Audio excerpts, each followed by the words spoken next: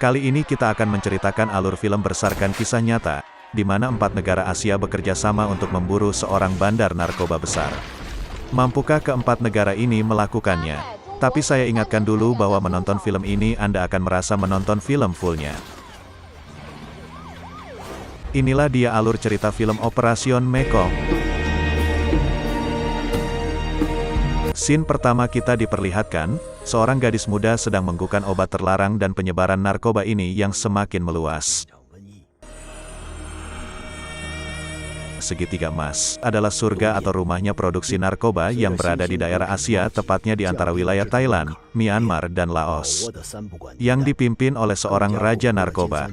Scene beralih di Sungai Mekong dengan panjang 4.180 km yang menjadi tempat jalur penjualan narkoba terbesar di Asia, karena Sungai Mekong melewati Segitiga Emas dan dikenal sebagai Pintu Neraka Selatan. Tanggal 5 November tahun 2011, 2 buah kapal dagang China nekat melewati jalur pintu neraka. Mereka terlihat sangat tegang. Ditambah lagi keadaan sungai yang dalam serta banyak pusaran air, dan yang paling membuat orang takut adalah keberadaan para perampak, yang merupakan anak buah dari Raja Segitiga Emas, yang membuat wilayah dijuluki Jalur Pintu Neraka.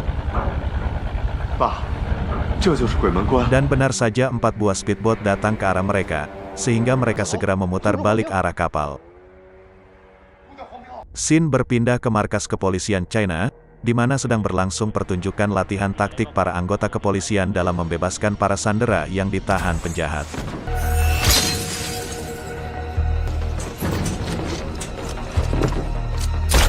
Dan salah satu anggota kepolisian memberitahukan kalau terjadi insiden di Mekong. Scene beralih ke markas kepolisian Thailand di mana pihak kepolisian sedang memamerkan hasil penyitaan narkoba dari atas kasus yang berhasil mereka pecahkan. Dan kemudian komandan mereka menjelaskan asal ribuan narkoba ini berasal dari 2 buah kapal China yang dibajak oleh para perompak tadi. Selanjutnya pihak kepolisian China mulai bekerja sama dengan kepolisian Thailand untuk memecahkan kasus narkoba ini. Mereka menunjukkan Gao Gang, ketua tim pemberantas narkoba wilayah selatan. Selanjutnya di wilayah pemukiman sungai di Thailand, mayat-mayat para pedagang China yang kapalnya dibajak mulai mengapung di sungai. Dan kabar berita ini menjadi viral. Pihak kepolisian China mulai melakukan rapat atas kasus penembakan warganya ini. Berdasarkan hasil investigasi yang dilakukan kepolisian Thailand di TKP yang berada di Segitiga Emas, di dalam sebuah kereta api, seorang bandar narkoba yang berkhianat sedang diawasi oleh anak buah Raja Segitiga Emas. Pria ini adalah Fang Xinwu. Intel dari kepolisian China yang sedang menyamar dan menyelidiki kasus narkoba dan penembakan ini, sekaligus menjadi informan kepolisian China. Dia menuju ke kereta untuk menangkap juga bandar narkoba itu yang sedang dikejar oleh para anak buah Raja Segitiga Emas. Namun Fang terlambat, bandar tersebut berhasil ditangkap duluan. Fang berusaha mengejar mereka. Dan Fang menabrakkan mobilnya ke mobil para penjahat ini, sehingga menabrak mobil polisi yang berada di depan mereka, sehingga bandar itu berhasil melarikan diri. Dan disergap oleh Fang dengan menyuntikkan obat bius. Fang menginterogasinya dengan sangat sadis sampai bandar ini mengaku siapa yang menjadi bosnya.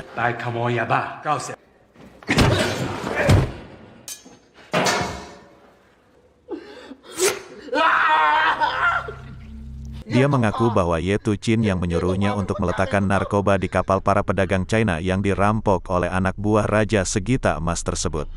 Scene beralih di mana para petinggi kepolisian China ingin melakukan kerjasama dengan 3 negara Asia yaitu Thailand, Laos dan Myanmar, untuk menangkap Raja Segitiga Emas yaitu Nau Har yang telah membunuh 13 para pedagang China. Tanggal 31 November tahun 2011, akhirnya 4 negara Asia ini menjalani kerjasama untuk memberantas kejahatan yang terjadi di Sungai Mekong yang dipimpin oleh organisasi Nau Har serta menyelidiki kasus penembakan ke-13 warga China. Pasukan gabungan 4 negara ini mulai menjalankan misi mereka, tempat-tempat produksi narkoba, para pengedar narkoba, satu persatu disergap dan ditangkap.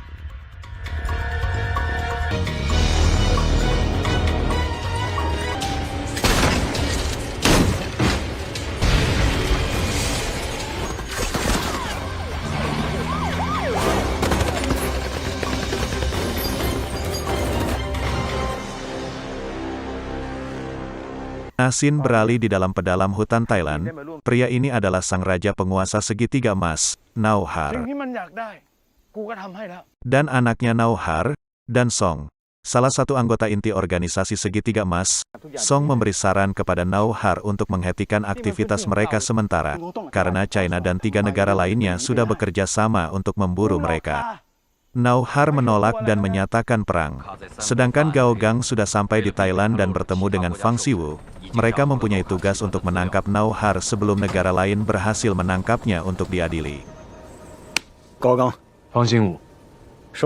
Di mobil Fang bercerita dengan Gao. Para warga yang bekerja di kebun teh ini dipaksa bekerja oleh organisasi segitiga emas untuk menanam. Kalau menolak, tangan dan kaki mereka akan dipotong.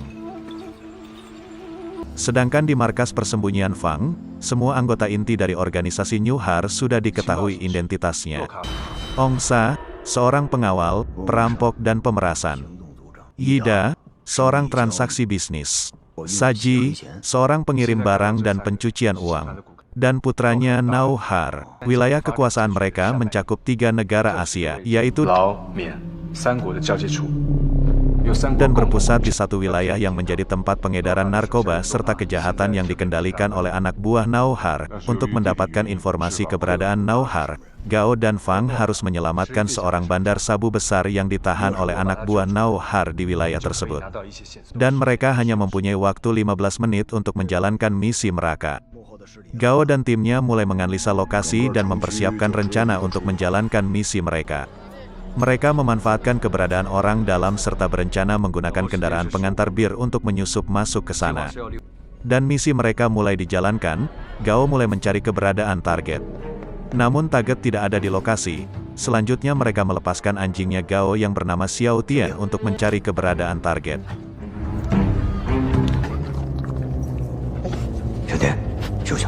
Namun hal yang tidak terduga, anak buah Nauhar juga mengincar si target dan informan mereka. Akhirnya Gao berhasil menemukan keberadaan target yang sedang disiksa oleh anak buah Nauhar. Gao memberikan perintah misi penyelamatan mulai dijalankan. Selanjutnya Gao menyelamatkan sang bandar, dan berusaha keluar dari dalam markas anak buah Nauhar. Tentunya baku tembak dan perkelahian tidak dapat dielakkan. Keadaan mulai semakin kacau, anak buah Nauhar sudah mengetahui keberadaan mereka.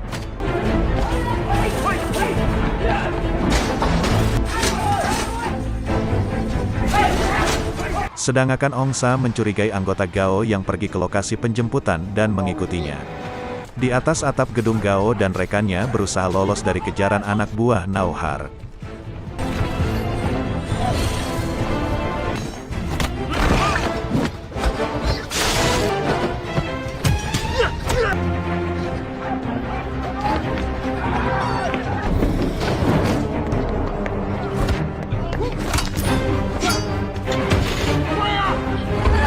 Dari atas atap gedung Erlang yang menggunakan drone terus mengamati mereka sambil menunjukkan arah jalan. Karena situasi mulai mencekam, tim Gao yang lainnya mulai beraksi dengan menembaki anggota Nauhar. Sedangkan Gao dan Fang masih terus dikejar sambil dilempari dengan parang. Dan Gao berhasil lolos dari kejaran. Namun pengejaran mereka belum berhenti. Anak buah Nauhar yaitu Ong Sa melihat kejadian tersebut kemudian mengejar Gao. Dia menembakkan mobil Gao dengan basoka, namun tembakan Ong Sa meleset, pengejaran masih berlangsung. Tembakan kedua Ong Sa mengenai target. Saat mobilnya terbalik, Gao menembaki Ong Sa yang membuat mobilnya juga berhenti.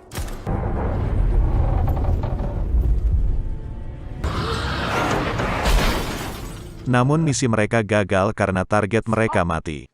Fang sangat marah kepada Gao karena informannya sudah ketahuan dan dikejar oleh anak buah Nauhar. Informannya Fang menunggu uang darinya di stasiun kereta api untuk kabur dari kejaran anak buah Nauhar. Namun Fang tidak menyadari kalau ini adalah jebakan. Semua anak buah Nauhar sudah menunggu kedatangan dirinya dan bersiap menyerang. Fang berusaha kabur sambil membawa informannya.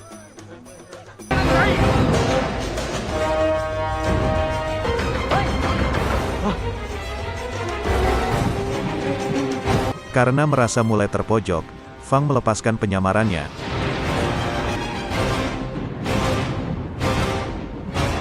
Sedang Gao berusaha menolong informan Fang dengan menghajar semua anak buah Nau Har menggunakan belada dirinya.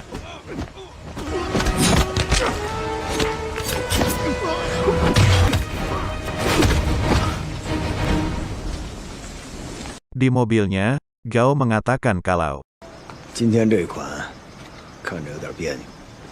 malam harinya mereka makan bersama di sebuah kapal yang menjadi markas Gao dan rekan-rekannya.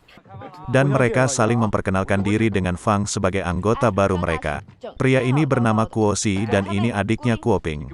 Selanjutnya seorang pria Thailand, pria ini Chiang Sin, menangani bahan peledak. Selanjutnya Nacha dan Pao Wei, atau biasa dipanggil Erlang, menangani drone. Dan anggota yang terakhir Xiao Tian anjing kepolisian milik Gao. Sin beralih di sebuah bangunan gedung tua, di mana Gao, Fang dan atasan mereka, membahas misi baru mereka untuk menemukan dan menangkap anak buah New Har yang bernama Tuan Sa yang diwakili oleh Pierre. Dan atasan mereka sudah mempunyai rencana untuk menjalankan misi tersebut. Daan menghubungi Pierre, dan menjelaskan kalau dia Pierre mempercayai perkataan temannya itu. Pierre tidak menyadari kalau yang lagi bersama dirinya adalah Fang yang sedang menyamar. Saat Fang dan Pierre ingin keluar dari rumah makan tersebut, mereka dicegat oleh Kuo Si, kemudian mengajaknya menemui Gao, yang sedang menyamar menjadi seorang bos besar.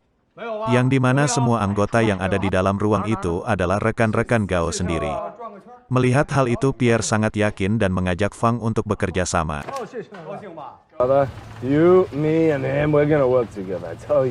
Sin berpindah ke tempat markas Tuan Sa yang berada di penjara.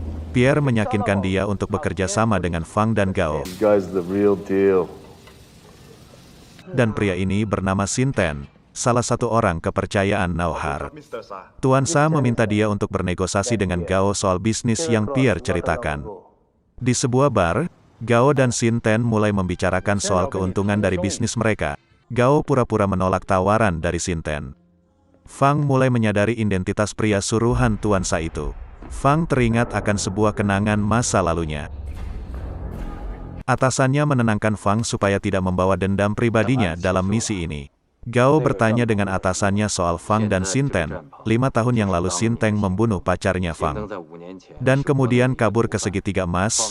Fang teringat kembali kenangan saat momen pacarnya itu meninggal karena ulah Sin Ten yang membuat pacarnya menjadi seorang pecandu narkoba.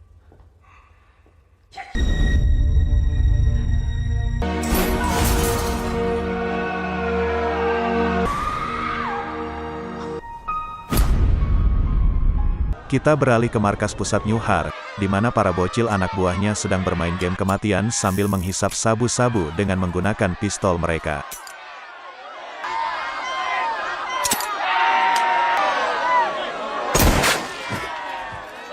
Tuan Sa menghubungi Nau Har dan menjelaskan kalau dia ingin menjalani bisnis bersama bos Chien yaitu Gao.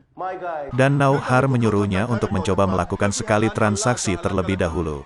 Pierre menghubungi Fang dan mengatakan kalau kesepakatan mereka telah disepakati. Gao sudah menempatkan seluruh timnya di mall yang menjadi tempat pertemuan mereka dengan anak buahnya Nau Har. Transaksi mereka mulai dilakukan. Di dalam tas yang berisi uang, sudah mereka letakkan alat pelacak.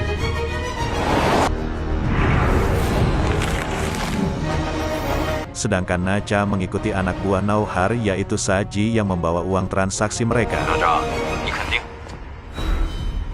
Sedangkan dari markas kepolisian, mereka mendengar pembicaraan Saji dan Song tentang pembagian dan pencucian uang. Dari alat penyadap yang dipasang Nacha,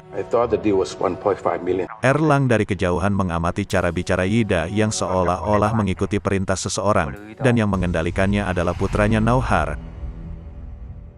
Anak buah Nau Har sudah mengetahui kalau Nacha memata-matai mereka. Saat Nacha membuntutinya sampai ke pintu keluar, tiba-tiba dia dicegat oleh anak buah Nau Har dan perkelahian antara mereka pun terjadi.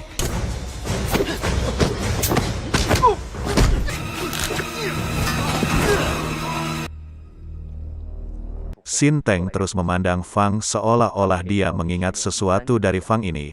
Dan kemudian dia teringat akan kejadian 5 tahun yang lalu. Dan pistol Fang sudah menempel di kakinya. Sedang Necha dan rekannya terus mengikuti anak buah Nau Har yang membawa buang. Mereka pun menyadarinya dan kemudian membuang uang itu beserta tasnya untuk menghilangkan jejak mereka, dan misi mereka terbongkar. Mereka pun saling menatap dan kemudian, baku tembak pun terjadi. Yang membuat kekacauan di dalam mall.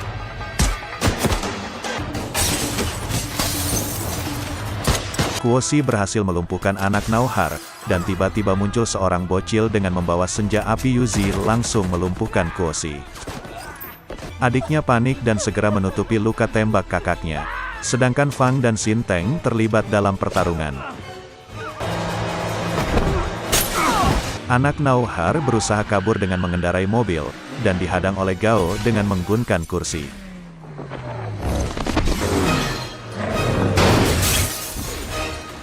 Aksi penangkapan mereka berhenti saat pihak militer setempat datang ke lokasi mereka. Mereka semua menunggu kabar dari Kuoshi yang dirawat di rumah sakit. Akibat luka tembak yang cukup parah, kaki Kuoshi terpaksa diamputasi. Nauhar sangat marah dengan Song, yang menyuruh dia untuk pergi meninggalkan segitiga emas daerah kekuasaannya, dan dia akan membuat perhitungan dengan anggota kepolisian. Ternyata Saji dan Song ini ingin mengkhianati Nauhar dengan memanfaatkan situasi saat ini yang sedang kacau. Mereka ingin mengambil harta karun simpanan Nauhar. Anaknya Nauhar diinterogasi dengan cara digantungkan di helikopter. Akhirnya informasi bagaimana Nauhar dan anak buahnya menghabisi ke-13 orang China ini terbongkar. Fang dan Gao berniat untuk membawa Sin Teng dari tempat dia dirawat. Namun mereka terlambat, anak buah Nauhar sudah duluan mendatangi rumah sakit dan membebaskan Sin Teng beserta anaknya Nauhar. Melihat hal itu Gao dan Fang mengejar Sin Teng dan anaknya Nauhar. Mereka berusaha lari dari kejaran Gao dan Fang dengan menerobos brigade militer yang sedang melakukan pemeriksaan. Namun gagal dan aksi saling kejar-kejaran mereka terjadi. Mobil yang dikendarai anak Nauhar dan Sin Teng terguling, yang membuat anak Nauhar terjebak di dalam mobil, sedangkan Sin Teng berhasil melarikan diri. Dia menyandera para pekerja di sana dan menusuk salah satunya. Untungnya Gao cepat datang dan menembak Sin Teng. Di akhir hayatnya, Sin Teng masih membicarakan soal pacarnya Fang, yang menyulut kemarahan Fang kemudian menembak kepalanya Sin Teng hingga berderai otaknya. Sin beralih di mana Nauhar sedang memberikan asupan sabu-sabu ke para bocil-bocilnya, untuk menyuruh mereka melakukan bom bunuh diri ke markas pusat kepolisian gabungan 4 negara yang berani menentangnya. Sekarang di depan markas pusat kepolisian 2 bocil berusaha menerobos masuk ke dalam kantor polisi dengan membawa tas yang berisikan bom.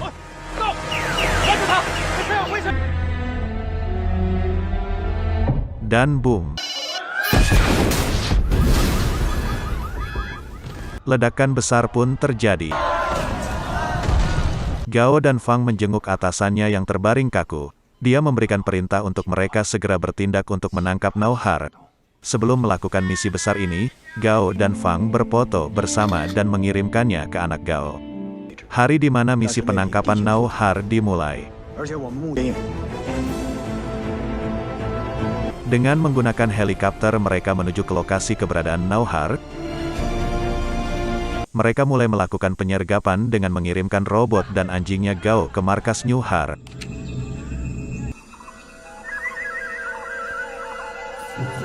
Satu persatu anak buah Nauhar dilumpuhkan.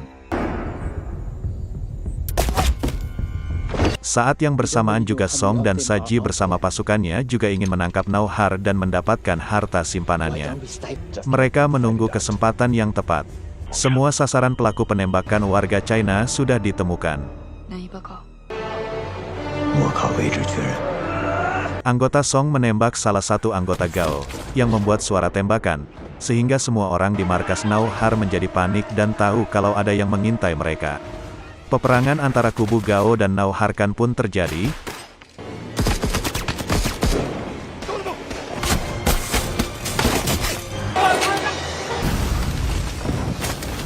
Mereka berusaha menangkap Nauhar hidup-hidup. Nauhar melawan dengan terus menembaki Gao dan rekan-rekannya.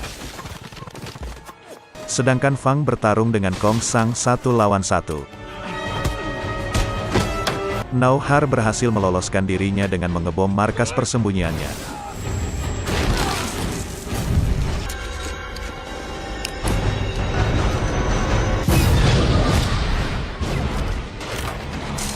sedangkan pertarungan Fang masih terus berlangsung. Dan akhirnya Fang berhasil melumpuhkan Kong Sang.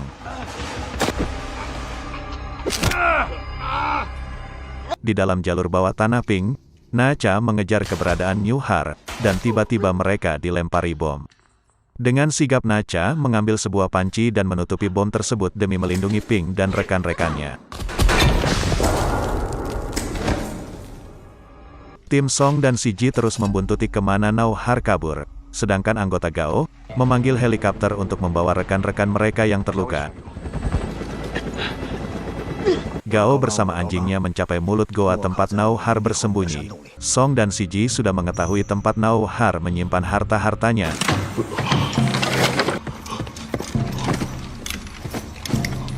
Saat mereka ingin menembak Now Har, Gao menyelamatkannya dengan menembaki anggota Song dan Saji.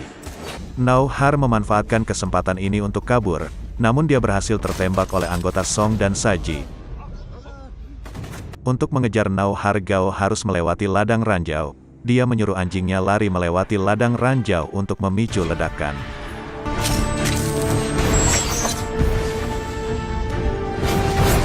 Gao berusaha lari mengejar Now Har, namun dia ditembaki oleh anggota Song dan Saji dan anjingnya pun tertembak. Aksi saling kejar-kejaran tiga kelompok ini terus berlangsung, hingga Now Har terjatuh akibat kena tembakan. Fang sampai lokasi tempat Gao dan menghadang anggota Song Ji.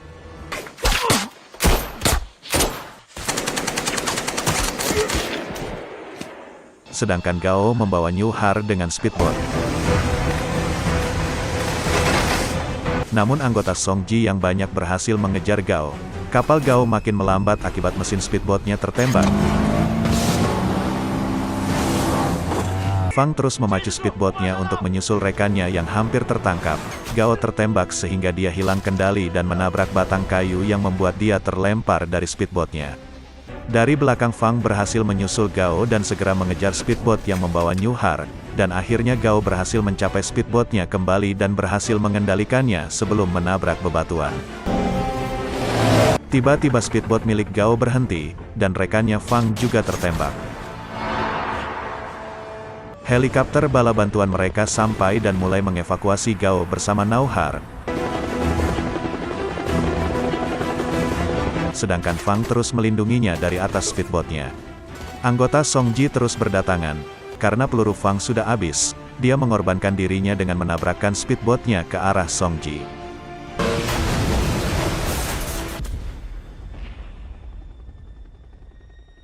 Dan akhirnya Now Har berhasil ditangkap dan dibawa ke Cina untuk diadili.